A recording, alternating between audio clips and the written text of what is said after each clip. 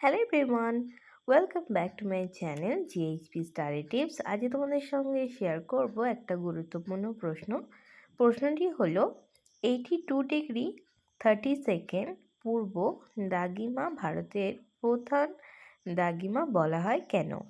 এই কোশ্চেনটা নবম শ্রেণীর খুব গুরুত্বপূর্ণ একটি কোশ্চেন, যেটি তোমাদের 3 নম্বরের কোশ্চেন হিসেবে সেকেন্ড সেমিস্টারে আসতে পারে, মানে সেকেন্ড টার্মে তোমাদের আসবে। তো তার জন্য কিছু বেসিক তোমাদের মেটেরিয়ালস দিয়ে দিলাম 3 নম্বরের। তো তোমরা তাহলে দেখতে থাকো, আশা করছি তোমরা ভালো লাগবে। যদি আজকের এই ভিডিওটা তোমাদের ভালো লেগে থাকে, অবশ্যই আমার চ্যানেলটাকে সাবস্ক্রাইব করে দেবে এরকম নতুন নতুন ভিডিও দেখবার জন্য। চলো তাহলে মেইন টপিক কারণে যাওয়া যাক। এটি ভারতের প্রায় মধ্যভাগ দিয়ে অতিক্রম করেছে।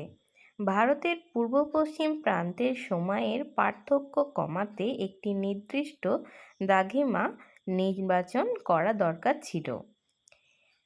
82 ডিগ্রি 36 সেকেন্ড পূর্বে দ্রাঘিমার স্থানীয় সময়কে দেশের মান সময় হিসেবে গ্রহণ করার সুবিধাজনক। এই দ্রাঘিমারেখা উত্তরপ্রদেশের মির্জাপুরের কাছ দিয়ে গেছে, তাই এটি মান সময় নির্ধারণের ব্যবধান হয়। ভারতের মান সময় আইএসটি হল জিএমটি এর থেকে 5 ঘন্টা 30 মিনিট এগিয়ে। আরেকটু ছোট্ট করে বলে দিই, 82 ডিগ্রি 30 সেকেন্ড পূর্ব দ্রাঘিমাকে ভারতের প্রমাণ দ্রাঘিমা বলার কারণ হলো দ্রাঘিমা রেখার সময়কে ভিত্তি করে ভারতবর্ষের একই মান বা সময় নির্ণয় করা হয়।